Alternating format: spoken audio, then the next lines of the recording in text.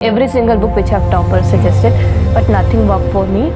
I was like कि नहीं होगा छोड़ देते हैं, नहीं हो रहा है तो क्या फ़ायदा इनको दोबारा पढ़ने से। I would like to thank Study IQ. I got connected to Study IQ. Study IQ ने मेरा मेंस तक मैंने साथ दिया, उसके बाद भी उन्होंने मेरा साथ नहीं छोड़ा। And I have taken this mock at Study IQ. And I would recommend Study IQ. Yes, I will definitely recommend Study IQ. दोस्तों 23 वर्षों के बाद भारत के कोई प्रधानमंत्री साइप्रस की यात्रा पे हैं। वही साइप्रस जिसको अगर आप भौगोलिक रूप से देखें तो एक ऐसी जगह पे आता है कि अगर तो भारत के रिश्ते बहुत मजबूत होंगे साइप्रस के साथ तो भारत को जियोपॉलिटिकल और टैक्स, एनर्जी, हर क्षेत्र में भारत को बहुत फायदा होगा। मैं जब टैक्स की बात कर रहा हूं तो आप सबको तुरंत समझ जाना चाहिए ये वही साइप्रस है जिसको एक टैक्स हेवन कंट्री भी कहा जाता है।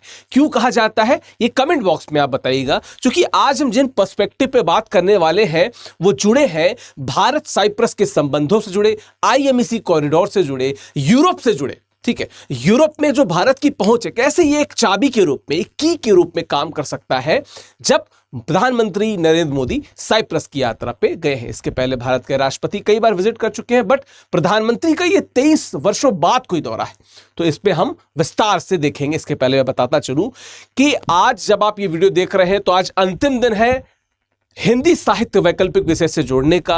यूपीएससी की बात की जाए तो इससे बेहतर वैकल्पिक विषय आपको नहीं दिखेगा। सबसे ज्यादा रिजल्ट वाले इस विषय से जुड़ने के लिए आप क्या कर सकते हैं, या तो नीचे लिंक दी होगी वहां पे, या स्टडी IQ की वेबसाइट पे जाके हिंदी साहित्य वैकल्पिक विषय को चुन सकते हैं। वहां पे आप अगर विकास लाइव कोड का प्रयोग करेंगे तो अधिकतम डिस्काउंट आपको मिलेगा हिंदी साहित्य वैकल्पिक विषय में। और ये जो बैच है ये रीतिकाल से शुरू है। ठीक है, इसके बाद अगला बैच जल्द अनाउंस होगा। मेरे ख्याल से 1 या 2 जुलाई से नया बैच शुरू होने वाला है। अगर आप उससे जुड़ना चाहते हैं जो कबीरदास से शुरू है तो आप वहां पे भी जुड़ सकते हैं। इसमें हम बात करेंगे। चलिए बात करते हैं किस चीज की।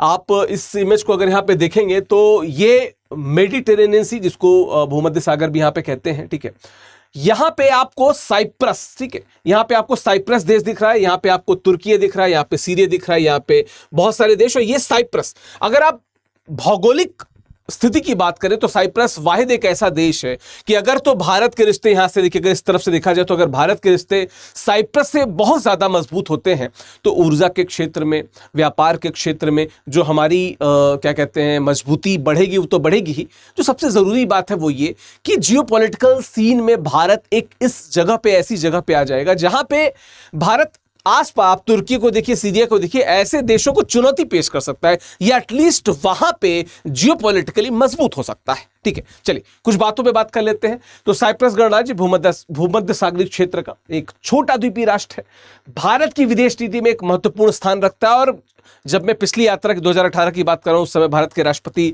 साइप्रस की यात्रा पे थे। आप कमेंट बॉक्स में मुझे बताइएगा कि उन राष्ट्रपति का नाम क्या था। ठीक है, तो प्रधानमंत्री नरेंद्र मोदी की जून 2025 में जो साइप्रस की यात्रा है इस द्विपक्षीय संबंध को एक अलग ऊंचाइयों तक ले जाएगी। मैंने इसकी जियोपॉलिटिकल सिग्निफिकेंस की बात कही थी। ठीक है, यह यात्रा केवल शिष्टाचार की औपचारिकता नहीं है बल्कि भारत की जो व्यापक भू राजनीतिक नीति है, जियोपॉलिटिकल पॉलिसी है, उसके लिए एक महत्वपूर्ण हिस्सा है। 23 वर्षों बाद भारत के किसी प्रधानमंत्री को साइप्रस जाते देखा जा रहा है। साइप्रस का भौगोलिक स्थान जो है ये इसको यूरोप, एशिया और अफ्रीका के मध्य एक प्रमुख कड़ी बनाता है। देखिए इधर साइड अगर आप देखें, यहाँ पे थोड़ा साइड में चले जाएंगे, मेडिटेरियन सी के साइड में थोड़े आ जाएंगे तो इधर आपको अफ्रीका दिखने लगेगा। ठीक है, इधर आपको यूरोप दिख रहा है और इधर आपको एशिया दिख रहा है। तो इसकी स्थिति ऐसी है कि ये ऑलमोस्ट, जिसे कहते हैं बीच का एक ऐसा देश है कि जो भी देश इसके करीब होगा निश्चित तौर पे जियोपॉलिटिकली बड़ा मजबूत होगा। ठीक है, यह न केवल भूमध्य सागरीय व्यापार मार्गों का केंद्र है बल्कि यूरोपीय संघ का सदस्य होने के नाते भारत के लिए यूरोप में प्रवेश का भी एक द्वार है। मैंने चाबी की बात की थी ना, वही। अच्छा देखो, कोई भी देश जैसे इस एंगल से कोई आए, ठीक है, ये भूमध्य सागर से होते हुए जो भी व्यापार होगा उस व्यापार के लिए ये बहुत बड़ा क्या है, बहुत बड़े केंद्र के रूप में काम करेगा। कौन सा? साइप्रस में एक बार मैप पे दिखाते तो हो सकता है आपको इमेज में उतना क्लियर ना दिख रहा है। ये एरिया है साइप्रस। तो ये इधर से ये जो व्यापार हो रहा है या कोई भी स्थल के रूप में व्यापार हो रहा है या कोई भी देश जो इधर से होके जाना चाह रहा है वो साइप्रस से होके जरूर जाएगा। और यहाँ पे टर्की को बात करें, सीरिया की बात करें, इधर सऊदी अरेबिया है, इधर जॉर्डन है, इजराइल है, इधर इजिप्ट है, ठीक है, इधर लीबिया है। हर तरीके से देखा जाए तो जियोपॉलिटिकल सिग्निफिकेंस बहुत ज्यादा है। चलिए बात करें आगे की। कुछ बिंदु और हैं, जैसे साइप्रस क्या है, तुर्की के साथ क्षेत्रीय विवादों में उलझा हुआ है। तुर्की वो देश है जो कि हाल के समय में पाकिस्तान के साथ खड़ा हुआ था और निश्चित तौर पे वो भारत के अगेंस्ट था। खासकर ऑपरेशन सिंदूर में हमने देखा कि कुछ वो देश जो पाकिस्तान के साथ खड़े, उसमें सबसे मजबूत तुर्की था जो लगातार पाकिस्तान को सपोर्ट भी कर रहा था। तो ऐसे में एक वो कहावत होती है, हमारे दुश्मन का दुश्मन हमारा दोस्त हो जाता है। तो तुर्की जिसने 1974 में इसके जो नॉर्थ सेक्टर है वहां पे इसने कब्जा कर लिया था, तो द्वीप पे आक्रमण किया था और इसके उत्तरी भाग पे कब्जा कर लिया था। वहां पे साइप्रस जो है वो क्या है, कश्मीर मुद्दे पे भारत को समर्थन दे रहा है, उसी कश्मीर मुद्दे पे जहां पे तुर्की पाकिस्तान को समर्थन दे रहा है। तो इस बाबत भी देखा जाए तो जो साइप्रस का स्थान है, साइप्रस की जो कंडीशनिंग है, पोजीशनिंग है, वो भारत के लिए क्या है, बेहतर है। चलिए यहां पे आप देख सकते हैं, यहां पे आपको साइप्रस देख सकते हैं, यहां पे साइप्रस आपको देश के तौर पर देख सकते हैं। ठीक है, भू राजनीतिक स्थिति और इसके रणनीति महत्व की बात करें तो क्या है, भौगोलिक स्थिति इसे रणनीतिक रूप से अत्यंत महत्वपूर्ण बनाती है। पूर्वी भूमध्य सागर में स्थित यह 3 महाद्वीपों यूरोप, एशिया और अफ्रीका के मध्य स्थित है। यह स्थिति इसे निम्नलिखित कारणों से भारत के लिए महत्वपूर्ण बनाती है। क्यों? प्रमुख समुद्री मार्गों पर नियंत्रण। जब मैं बात बता रहा था भूमध्य सागर से, तो ये जितने भी इसे समुद्री मार्ग निकलते हैं वो हर जगह पे वो साइप्रस का कंट्रोल दिख जाता है, या आप ये कह सकते हो कि साइप्रस के आसपास के क्षेत्रों का इंपॉर्टेंस पता चल जाता है। ठीक है, तो क्या है, साइप्रस स्वेज नहर से आने वाले व्यापारिक जल मार्ग पर स्थित है जो भारत यूरोप व्यापार के लिए अत्यंत महत्वपूर्ण है। यह स्थिति भारत को अपने व्यापारिक हितों की सुरक्षा में सहायता प्रदान करती है। ठीक है, और क्या है, यूरोपीय संघ में पहुंच। साइप्रस के माध्यम से भारत को यूरोपीय संघ के बाजारों तक पहुंचने में सुविधा मिलती है वर्ष 2024 से। ठीक है, 2004 से देखा जाए तो यह यूरोपीय संघ का सदस्य है, यूरोपियन यूनियन का सदस्य है। और देखिए, जब अमेरिका ज्यादा व्यस्त हो गया, कनाडा से भारत के रिश्ते बहुत अच्छे नहीं है, ऐसे में यूरोपीय संघ को पुनः भारत के करीब आते देखा जा रहा है। बहुत से आर्टिकल आपने इस पर पढ़े होंगे कि इस प्रकार से भारत कहीं ना कहीं फिर से यूरोपीय संघ के और यूरोपीय संघ के देशों के करीब आता जा रहा है। तो उस कड़ी में यह एक बड़ा मील का पत्थर साबित हो सकता है। ठीक है, राजनीतिक साझेदारी के आयाम अगर देखा जाए तो क्या है, राजनीतिक समर्थन। साइप्रस ने कश्मीर के मुद्दे पर भारत का समर्थन किया और संयुक्त राष्ट्र सुरक्षा परिषद में, ठीक है, संयुक्त राज्य सुरक्षा परिषद थी, उसमें क्या है, भारत की स्थायी सदस्यता का समर्थन करता है और यह समर्थन भारत की अंतर्राष्ट्रीय स्थिति को मजबूत बनाने में सहायक है। अब यूं तो साइप्रस छोटा सा देश है, पीछे आप मेरा मैप भी, उसके मैप भी देख सकते हैं, लेकिन किसी की जो स्ट्रेटेजिक पोजीशन होती है, उस स्ट्रेटेजिक पोजीशन में वो देश बहुत से देशों का खास बन जाता है। और वो बहुत से देशों का खास होने के बावजूद अगर किसी देश का नाम ले रहा है, तो जिस देश का नाम ले रहा है वो भी उन देशों का खास हो जाएगा, ऐसा जियोपॉलिटिक्स कहता है। ठीक है, बात करें इसके आगे की तो क्या है, दोनों देशों में आतंकवाद के खिलाफ संयुक्त रूप से कार्य करते हैं। साइप्रस सीमा पे आतंकवाद के मुद्दे पे भारत के दृष्टिकोण का समर्थन करता है। और जब मैं पीस कीपिंग फोर्स की बात करता हूं जो साइप्रस में है, तो वहां पे भी आपको याद रखना होगा कि भारत ने कई बार साइप्रस को समर्थन दिया है, कई बार साइप्रस को समर्थन किया है। चलिए, ये आप तुर्की के हिसाब से देख लें तो क्या है, प्रधानमंत्री मोदी की साइप्रस यात्रा का एक महत्वपूर्ण आयाम तुर्की का है। 1974 से मैंने बताया कि तुर्की द्वारा साइप्रस के उत्तरी भाग पे कब्जा कर लेने से पाकिस्तान के साथ तुर्की के बढ़ते संबंध के कारण निश्चित तौर पे भारत चिंतित है। लेकिन साइप्रस की यात्रा के माध्यम से भारत ये स्पष्ट कर देना चाहता है कि जो क्षेत्रीय स्थिरता है और अंतर्राष्ट्रीय कानून का समर्थन है वो भारत लगातार करता रहेगा और वहां पे जियोपॉलिटिक्स को क्या करता रहेगा, मैनेज करता रहेगा। मैंने हमेशा बोला है कि आग के लिए पानी का डर बना होना चाहिए। तो तुर्की जैसे देश के लिए, ठीक है, तुर्की जैसे देश के लिए साइप्रस के साथ आपकी दोस्ती मजबूत होनी चाहिए, क्योंकि साइप्रस वहां पे उसको कंट्रोल भी करेगा जियोपॉलिटिकली। ठीक है, चलिए कुछ और बात, क्या आर्थिक सहयोग और व्यापारिक संभावनाएं क्या है, आप देख सकते हैं भारत के प्रधानमंत्री और तुर्की के जो सदर हैं वो। द्विपक्षीय व्यापार की स्थिति क्या है, भारत साइप्रस के बीच आर्थिक संबंध निरंतर विकसित हो रहे हैं। यद्यपि व्यापार की मात्रा भी उतनी ज्यादा नहीं है, थोड़ी सीमित है, किंतु इसकी गुणवत्ता क्या है, भविष्य में बढ़ सकती है। कैसे? व्यापारिक क्षेत्र कौन कौन से, सूचना प्रौद्योगिकी, फार्मास्यूटिकल्स, वित्तीय सेवाएं। भारत साइप्रस व्यापार के प्रमुख क्षेत्र हैं और भारतीय कंपनियां साइप्रस के अनुकूल कारोबारी माहौल बनाने और यूरोपीय संघ की सदस्यता का लाभ उठा रही हैं साइप्रस के साथ बेहतर काम करके। निवेश के अवसरों की बात की जाए तो साइप्रस की कम कॉर्पोरेट टैक्स दरें, जो मैंने कहा था कि इसको टैक्स हेवन, ठीक है, टैक्स हेवन कंट्री कहा जाता है, तो निश्चित तौर पे ये भारत के लिए भी बड़ा अच्छा है ना। और यूरोपीय संघ के भीतर व्यापार की सुविधा भारतीय निवेशकों को आकर्षित करती है। कई भारतीय कंपनियों ने साइप्रस को यूरोपीय बाजार में प्रवेश के लिए एक आधार के रूप में चुना है। और क्यों चुना है, शुरुआत से मैं लगातार बताता आ रहा हूं कि जियोपॉलिटिकली तो साइप्रस बेहतर है ही। टैक्स और व्यापार को जिस तरीके से वो टैकल करता है, पूर्व में देखा गया है कि बहुत सी ऐसी कंपनियां, न सिर्फ भारत की बल्कि अन्य देशों की भी, वो वाया साइप्रस यूरोप में एंट्री करने का ट्राई कर रही हैं और भारत के संबंध अच्छे हैं तो निश्चित तौर पे भारत और भारत की कंपनियों को फायदा मिलेगा इस पे। चलिए कुछ और बातें क्या है। India middle east Europe corridor जो आईएमईसी है, इसमें साइप्रस की भूमिका क्या है। आईएमईसी परियोजना में साइप्रस की अब हम आईएमईसी की बात भी करेंगे मैप के द्वारा भी। तो आईएमईसी परियोजना में साइप्रस की संभावित भूमिका भारत के लिए क्या है, महत्वपूर्ण है कैसे। साइप्रस भारत और यूरोप के बीच एक महत्वपूर्ण कनेक्टिविटी हब बन सकता है। इसकी बंदरगाह सुविधाएं और हवाई अड्डे इस गलियारे के लिए अत्यंत उपयोगी साबित होंगे। साइप्रस एक प्रमुख लॉजिस्टिक्स और वितरण केंद्र के रूप में विकसित हो सकता है जो भारत यूरोप के व्यापार को बढ़ावा देगा। जब आप भूमध्य सागर की बात करते हैं और वहां से यूरोप जाते समय कहीं पे एक जगह हॉल्ट करना हो, रुकना हो, एज अ जिसे कह सकते हैं हम यहां पे जो टर्म इस्तेमाल हुआ लॉजिस्टिक्स, तो as a logistic partner Cyprus Bharat के लिए बड़ा उपयोगी साबित हो सकता है। यह बड़ी बात है, आपको समझनी है, ठीक है, जो भारत यूरोप के व्यापार को और बढ़ावा देगा। वित्तीय सेवाओं की बात की जाए तो क्या है विशेषज्ञता। साइप्रस के बैंक भारतीय कंपनियों को यूरोपीय बाजार में वित्तीय सेवाएं प्रदान कर सकते हैं। पूंजी बाजार क्या, साइप्रस के पूंजी बाजार भारतीय कंपनियों के लिए फंडिंग के नए अवसर प्रदान कर सकते हैं। मैं हमेशा से बताया कि साइप्रस इज अ कंट्री जो पूंजी बाजार के क्षेत्र में बहुत ही मजबूत है, ठीक है। चलिए इसमें जो आईएमईसी आई है एक बार इसको बात कर लेते तो क्या है। ये आप मैप देख सकते हैं, यहाँ से भारत, ये मुंबई से लेके यहाँ पे ये यूएई, फिर वहाँ से ये सऊदी अरेबिया होते हुए इजराइल होते हुए यहाँ पे हम ग्रीस का जो रास्ता है इसकी बात बेसिकली कर रहे हैं। तो क्या है प्रस्तावित आईएमईसी में रेल मार्ग, शिप टू रेल नेटवर्क और सड़क परिवहन मार्ग शामिल होंगे जो 2 गलियारों तक फैले होंगे। पूर्वी गलियारा भारत को अरब की खाड़ी से जोड़ता है और उत्तरी गलियारा खाड़ी को यूरोप से जोड़ता है। आप देख सकते हैं यहाँ पे कैसे यूरोप तक जा रहा है, ठीक है। आईएमईसी गलियारे में एक विद्युत केबल, एक हाइड्रोजन पाइपलाइन और एक हाई स्पीड डेटा केबल भी शामिल है। जो हस्ताक्षर करने वाले देश हैं वो कौन कौन से हैं इस आईएमईसी गलियारे में, भारत, अमेरिका, सऊदी अरब, संयुक्त अरब अमीरात, यूरोपीय संघ, इटली, फ्रांस और जर्मनी, ये है। तो आईएमईसी के लिए जो रास्ता है वो निश्चित तौर पे स्ट्रेटेजिकली साइप्रस को बहुत इंपॉर्टेंट बना देता है और आईएमईसी भारत के लिए बड़ा ही इंपॉर्टेंट प्रोजेक्ट है, परियोजना है। निश्चित तौर पे भारत ऐसे में साइप्रस जैसे देश की दोस्ती जरूर बढ़ाना चाहेगा, दोस्ती करना चाहेगा। चलिए यूरोपीय संघ में साइप्रस की भूमिका और भारत के लाभ क्या है, ठीक है। 2026 में जो रोटेशनरी जो हेड होते हैं ना यूरोपियन संघ के, उसमें इसमें साइप्रस है। तो क्या है 2026 में साइप्रस का यूरोपीय संघ की परिषद के लिए घूर्णन राष्ट्रपति पद संभालना, यानी कि जो एक देश करते हुए, तो इस बार साइप्रस उसका हेड है। यह भारत के लिए बड़ा महत्वपूर्ण अवसर है 2026 के लिए।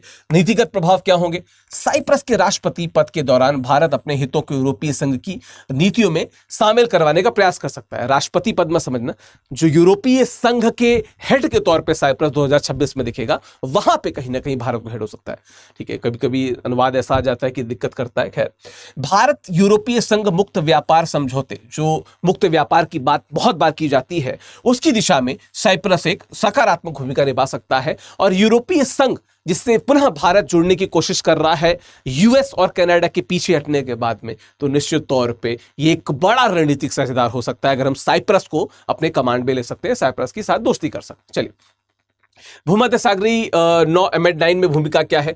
साइप्रस MED9 समूह का सदस्य है जिसमें भूमध्य सागरीय क्षेत्र के 9 यूरोपीय संघ शामिल हैं। अब MED9 की बात भी करेंगे। तो MED9 के माध्यम से साइप्रस भूमध्य सागरीय क्षेत्र की नीतियों को प्रभावित करता है जो भारत के हितों के लिए लाभकारी हो सकते हैं, ठीक है।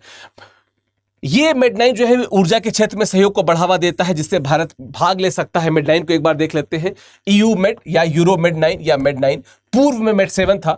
EU रोड में जो क्या कहते हैं मेडिटेरियन सी से जो जाता है भूमध्य सागर, उसकी बात हो रहा है, जिसे क्लब MED और MED ग्रुप भी कहा जाता है।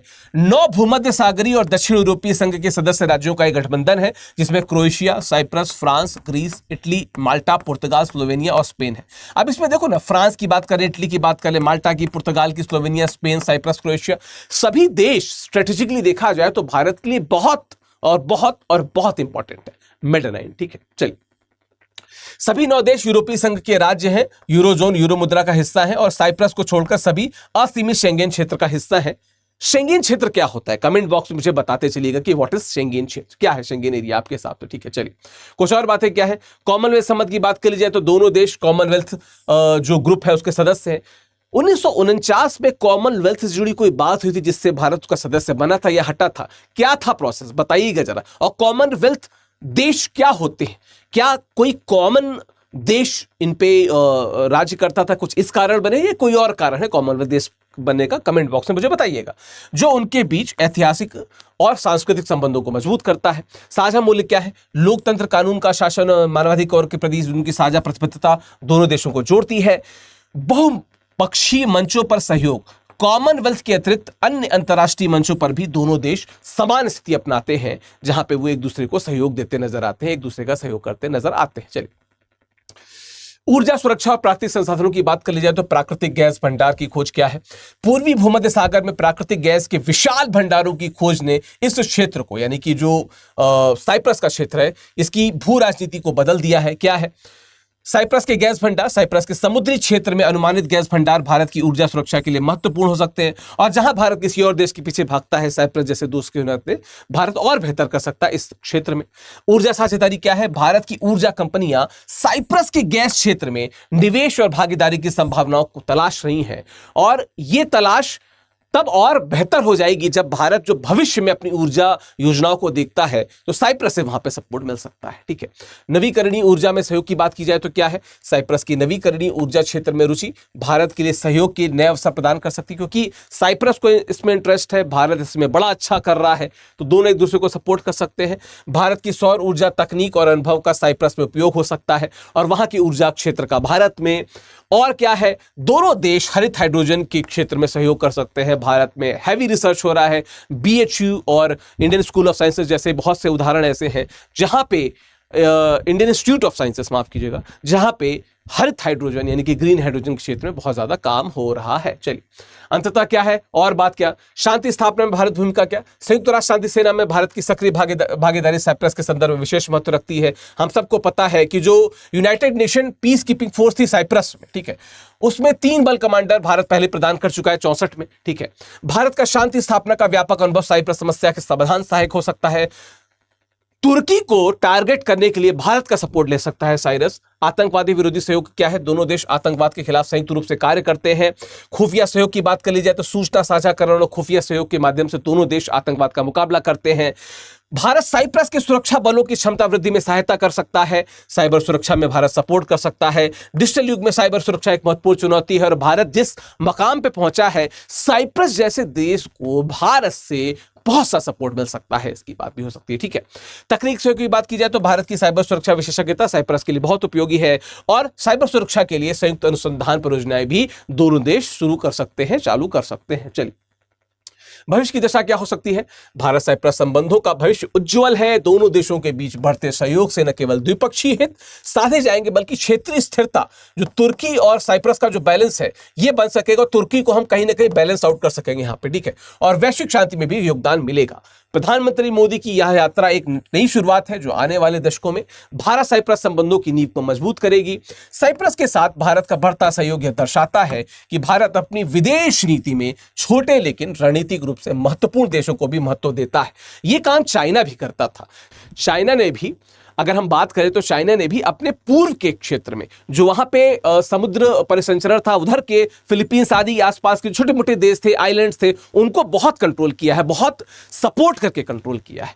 तो महत्व देता है, ये अच्छी बात है, ये अच्छा दृष्टिकोण है। यह दृष्टिकोण भारत की बहुध्रुवीय विदेश नीति का एक उदाहरण है, जो भारत को एक जिम्मेदार वैश्विक शक्ति के रूप में स्थापित करने में सहायक है। अंततः साइप्रस के साथ भारत के संबंध न केवल आर्थिक और रणनीतिक लाभ प्रदान करते हैं, बल्कि लोकतांत्रिक मूल्यों, कानून के शासन और शांति सह अस्तित्व के सिद्धांतों को भी मजबूत करते हैं। यह साझेदारी भारत की वसुधैव कुटुंबकम की अवधारणा को क्या करता है? जीवंत करती है। ठीक है, पुनः बताता चलो, हिंदी साहित्य वैकल्पिक विषय का जो जून बैच है वो 16 जून को एंड हो रहा है। 16 जून को से पहले इस बैच से जुड़ने के लिए आपको studiiq.com विजिट करके हिंदी साहित्य से जुड़ना है। विकास लाइव कोड का प्रयोग करना ना भूले, ठीक है, मैं कोड एक बार आपको बता देता हूं। ठीक है, आप विकास लाइव कोड का इस्तेमाल कर सकते हैं अधिकतम डिस्काउंट के लिए। इस कोड का इस्तेमाल करिए फॉर मैक्सिमम डिस्काउंट हिंदी साहित्य वैकल्पिक विषय से जुड़ने के लिए। बाकी बताता चलो, ये मेरा टेलीग्राम चैनल है, आप स्कैन करके इसे जुड़ सकते हैं। सर्च बॉक्स में आप ऑफिशियल विकास डालेंगे तो आपको मेरा चैनल खुल जाएगा, आप वैसे जुड़ सकते हैं। vikas.singh@studiiq.com पे आप मुझे मेल लिख सकते हैं, अपने उत्तरों को भेज सकते हैं। हिंदी साहित्य से जुड़ने के लिए आप उससे बात कर सकते हैं। And Vikas live is the code जो StudyIQ के हर कोर्स पे आपको अधिकतम डिस्काउंट दिलाएगा। आशा करता हूं ये वीडियो आपको अच्छा लगा होगा। नीचे आप उन प्रश्नों के उत्तर जरूर दीजिएगा कमेंट बॉक्स में जो लगातार मैंने पूछे हैं रिगार्डिंग द साइप्रस रिलेशनशिप, और कुछ उससे पुराने कुछ बिंदुओं पे मैंने लगातार बात की है, टैग 7 कंट्रीज की बात की है। इन सभी प्रश्नों का उत्तर आप कमेंट बॉक्स में जरूर दीजिएगा और मुझे बताइएगा ये वीडियो कैसा लगा। Thank you so very much, धन्यवाद। Every single book which have toppers suggested, but nothing worked for me. I was like कि नहीं होगा छोड़ देते हैं, नहीं हो रहा है तो क्या फ़ायदा इनको दोबारा पढ़ने से। I would like to thank Study IQ. I got connected to Study IQ. Study IQ ने मेरा मेंस तक मैंने साथ दिया, उसके बाद भी उन्होंने मेरा साथ नहीं छोड़ा। And I have taken this mock at Study IQ and I would recommend Study IQ. Yes, I will recommend, definitely recommend Study IQ.